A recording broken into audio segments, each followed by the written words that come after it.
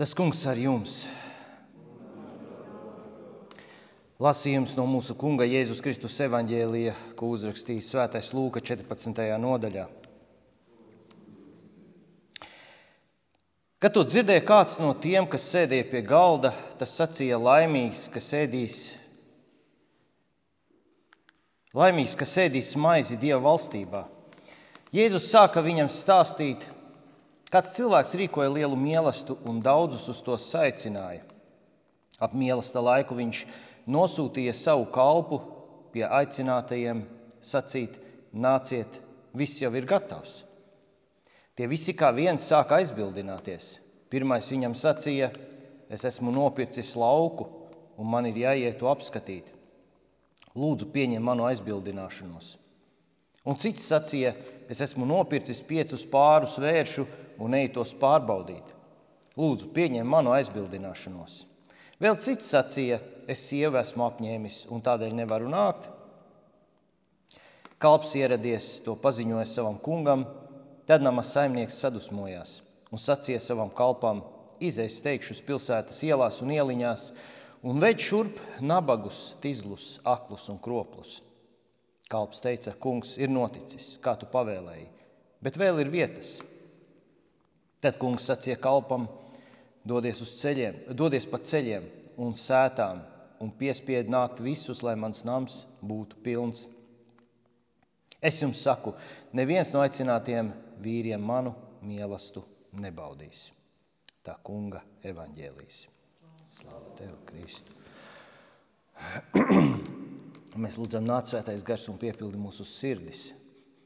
Ar tavu žēlastību, mīlestību dari tās gatavas pieņemt, saņemt, paturēt tavu vārdu, ko esam dzirdējuši labā un auglīgā zemē.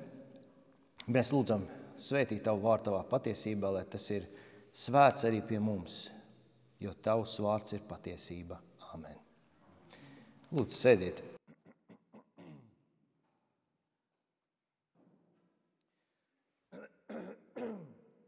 Pēdējā laikā domājot par sevi, analizējot kādas lietas, gan ikdienišķā plāksnē, un arī par to, kā šīs lietas atspoguļojas garīgi, vai no garīgā stāvokļa tās izriet. Es esmu secinājis, ka lielā mērā man patīk dzīvot ērti.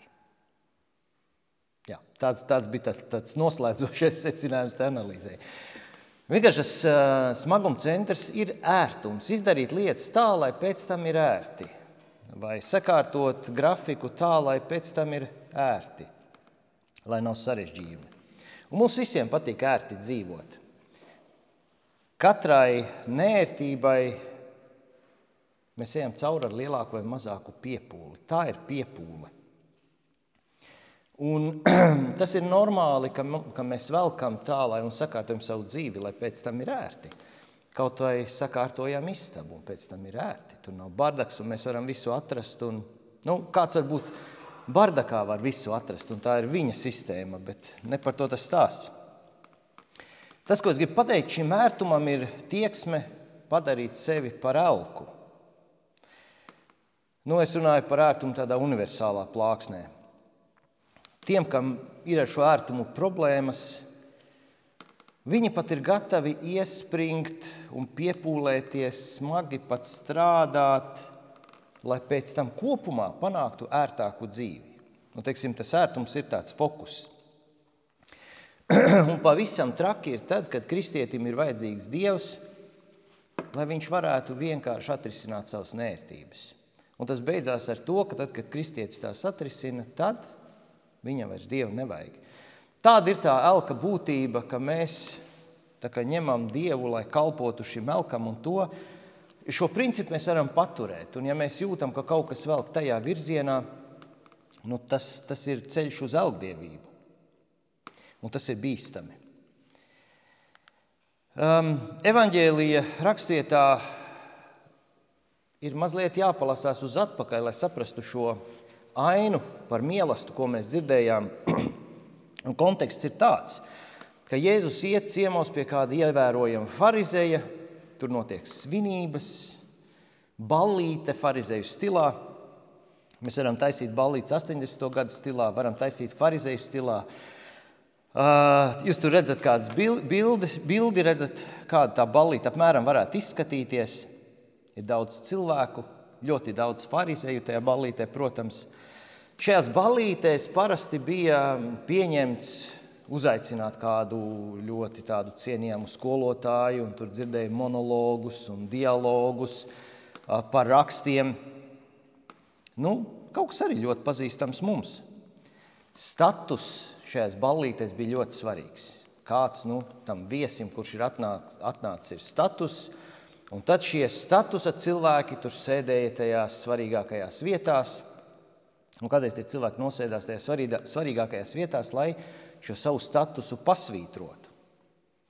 Un tad Jēzus konfrontē un izaicina gan viesus, gan pašu saimnieku, kas uzņem šos viesus, šo ballīti rīko, parādot, ka šī cilvēku liekulība ir aizgājusi ļoti tālu, ka šie ciemiņi cīnās par savām vietām pie galda, kas tiem uz to brīdi ir vissvarīgākā lieta. Un saimnieks vien ir līdzeklis, kurš ir radījis viņam labus apstākļus, kur viņi varētu izrādīties. Un turpat blakus ir cilvēks slims ar tūsku, un nevienam viņš neinteresē un nebēdā, pat aizliedz kaut kā viņam palīdzēt. Jēzus prasa, vai var viņu dziedināt, un nevar dziedināt, jo ir sabats. Un Jēzus vēršas pie saimnieka un parāda, kā viņš varētu izvairīties no šīs liekulības un no tā, kā šie viesi pret viņu attiecās. Un ko tad Jēzus viņam iesaka? Vai kādam ir kāda ideja? Jūs varat mēģināt iedomāties, ko Jēzus varētu šim nama saimniekam ieteikt, lai panāktu to, ka viesi pret viņu neliekuļo un ka tā liekulība tur izbeidzās. Viņš saka, aicini uz mielastu aklus, kroplus un tizlus un nabagus. Tie tev neko nevar atmaksāt, ne ar savu statusu izrādīties, un tu saņemsi algu pie mirušu augšām celšanās par šādu rīcību. Un tad seko šī rakstiet, ko mēs dzirdējām par mielastu. Tur ir es atradu tādu bildīti, kur ir kāzas, un šis arī ir kāzu mielasts, kur ķēniņš rīko sava dēla kāzas, kādā paralēlā rakstietā. Tas ir, man liekas, Lūkas evaņģēlijā.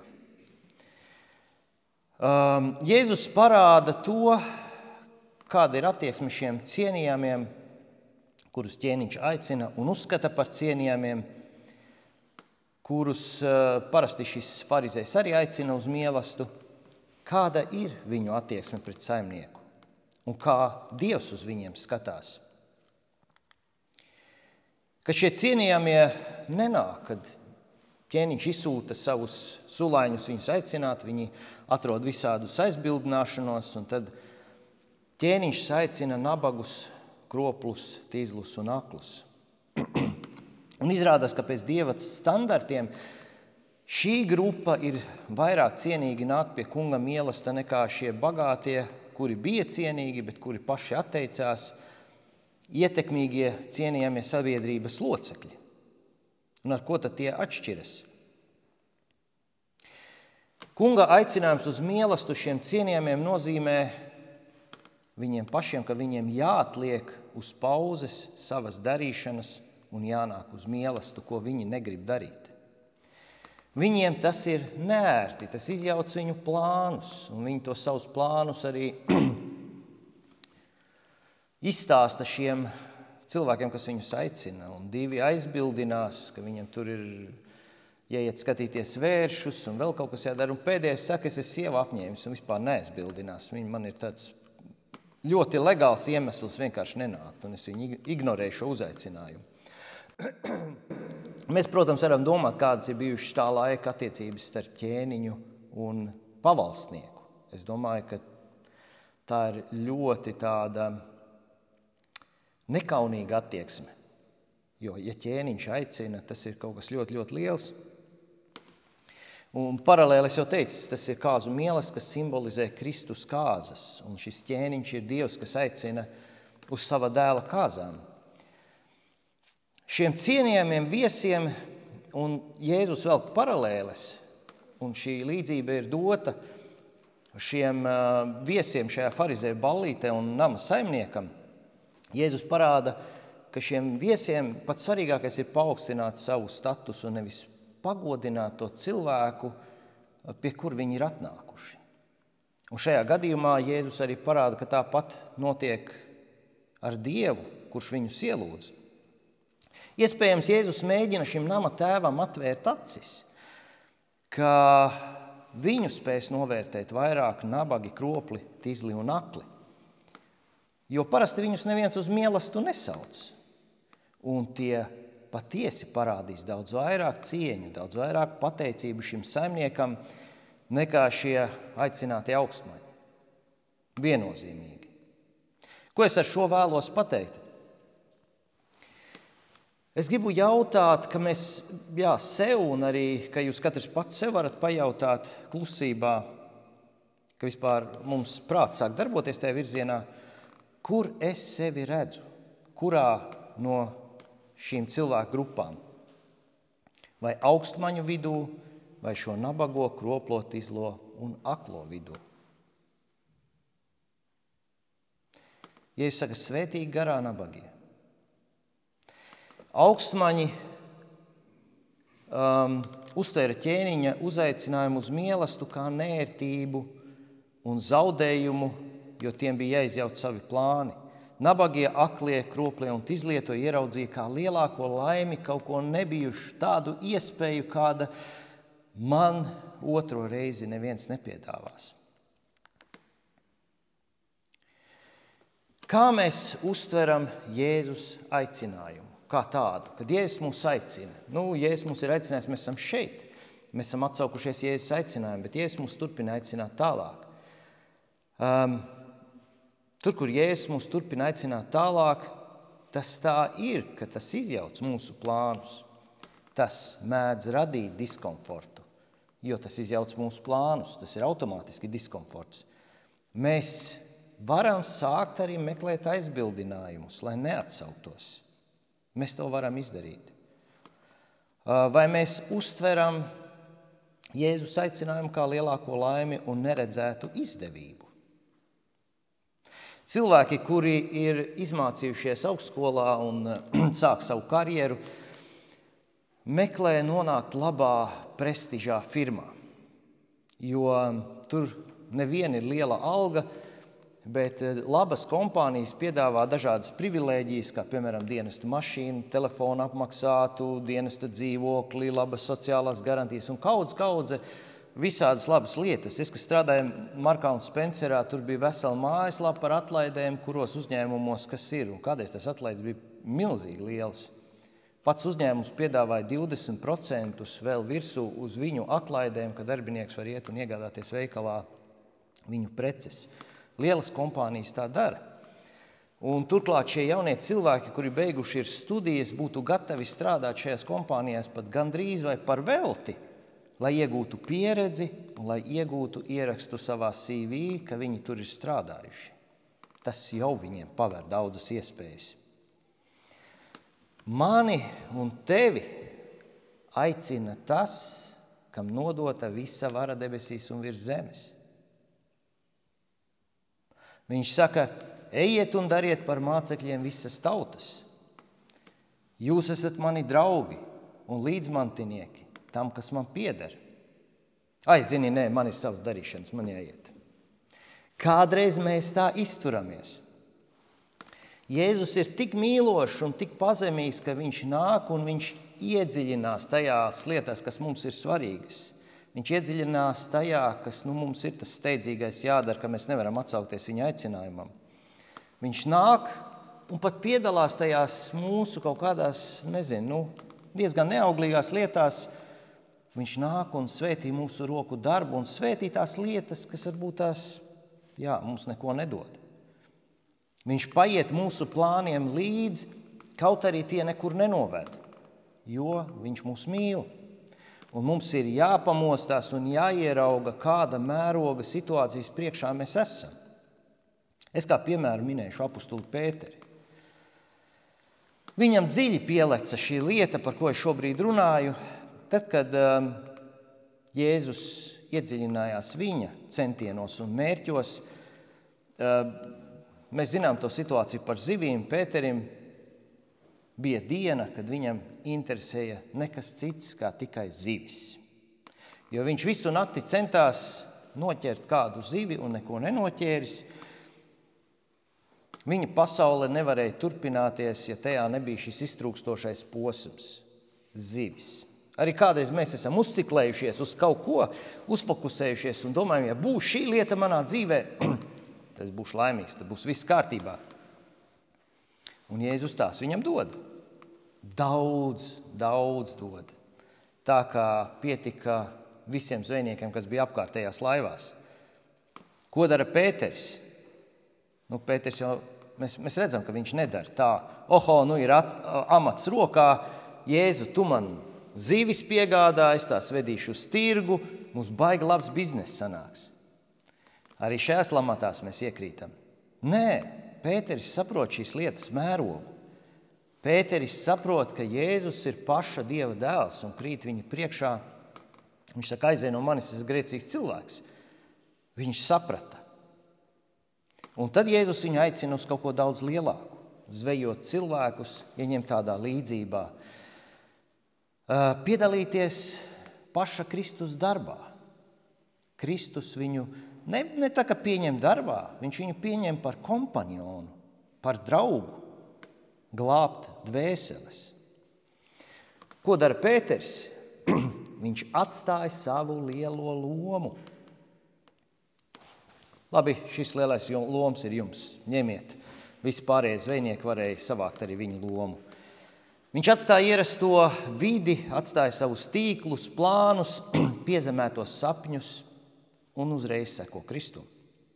Jo redz, ka tas mērogs, kur Kristus viņu ved, tas ir prātam neaptverams. Un skatoties uz mūsdienu kristiešiem, es arī pats skatos uz sevi. Man šķiet, ka mums tās lietas nepielec. Man kādreiz gribās pašam sev tā kā iepļaukāt. Es saprotu, ka tās lielās lietas tur ir, bet man viņas kaut kā nepielec. Un kāpēc viņas man nepielec?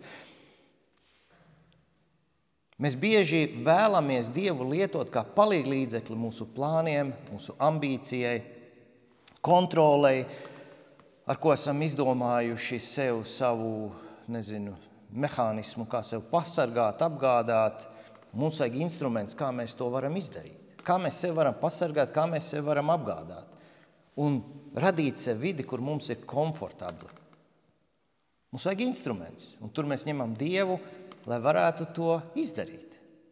Bet tās lietas tā nestrādā.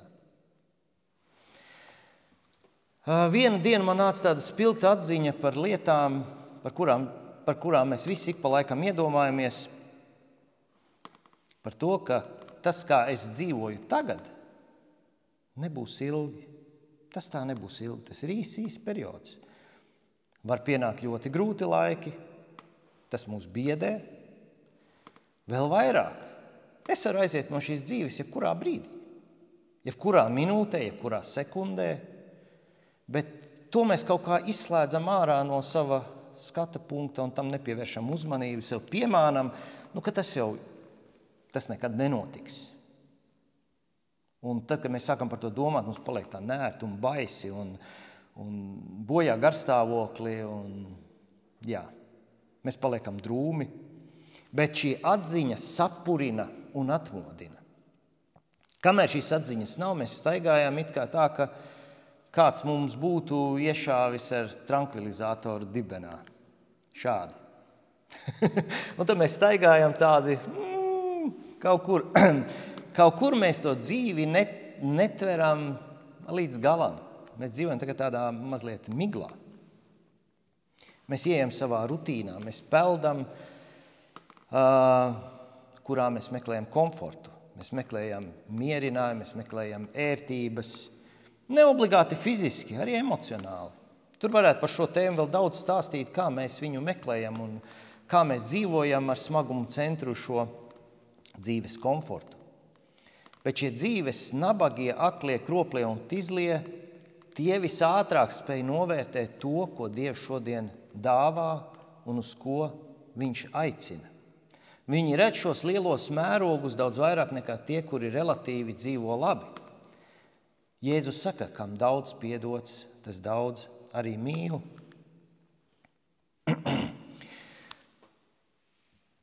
Iespējams, daudzi no mums sevi jautā, ko tad mums darīt, ka neesam šīs dzīves pabērni, ja mēs sevi par tādiem neuzskatām. Tas ir labs jautājums, jo pie šī jautājuma arī Pēteras prediķis Vasarsvētkos aizveda. Tad, kad viņš izstāstīja visas lietas, kā šobrīd lietas stāv, un tad viņam nāca klāt šie cilvēki un teica, bet ko tad, lai mēs tagad darām? Jēzus Kristus evaņģēlijs arī šos cilvēkus neatstāja novērtā. Gan tos, gan arī mūs, kur mēs domājam, mēs tā kā neesam dzīves pabērni, bet kā tad mums būt? Ko tad mēs varam darīt? Tā lielākā grūtība cilvēkiem, kas relatīvi dzīvo labi, ir ieraudzīt, cik Dievs piedāvā kaut ko ļoti vērtīgu. Cik glābšana un grēku piedošana ir eksistenciāla. Cik viņa aicinājums ir mīlošs un žēlastības pilns. Bet Dievs turpina uzrunāt un aicināt un rādīt un varbūt paiet kādu soli mums uz priekšu mūsu plānos, lai mēs varam ieraudzīt, ka viņš tepat blakus ir un viņš grib mūs uz kaut ko vēl lielāku aicināt. Ja mēs jūtamies, ka mums Dievs nav pirmajā vietā un dzīves centrā, mēs vienkārši varam pateikt, Dievs, es gribu, es nezinu, kas ar mani notiek, bet es gribu, lai tu esi manā dzīves centrā, lai tu man palīdzi ieraudzīt tava aicinājuma lielo mērogu, lielumu un svarīgumu. Un es nevēlos kalpot savam komfortam vai kam citam, kas mani kalpina. Es vēlos kalpot tikai tev. Mēs to vienkārši varam savā sirdīs apliecināt Dievam un mājās varbūt varam to pateikt arī skaļi. Šī ir liela un lieliska apliecība. Un es domāju, ka diezgan droši šī apliecība izkustinās mūsu dzīves no tām ierastām sliedēm, kur mēs esam tajā komfortablā dzīvē iegājuši. Un nav teikts, ka mēs uzreiz būsim lielā diskomfortā. Vienkārši, Dievs kaut ko sāks mūsu dzīvēs darīt. Viņš sāks lietas mainīt un varbūt pat visu mūsu dzīvi izmainīs pilnībā. Un es domāju, ka tur arī nevajag aizbildināties. Ko te es? Es jau esmu tāds... Es neko nemāku, es esmu vecs, vai es esmu jauns, vai ko vien mēs varam izdomāt. Nē, Dievs var pēdējā sekundē caur cilvēku izdarīt lielas lietas, ja viņš viņam ļaujās. Un nav jau arī tas mērķis, tās lielās lietas. Tas mērķis ir apslēpts Dievā.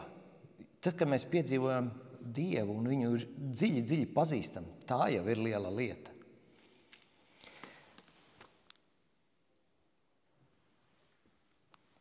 Kāds varbūt tās ilgstoši nevar sagaidīt izmaiņas savā dzīvē, jo viņš ir iesprūdis.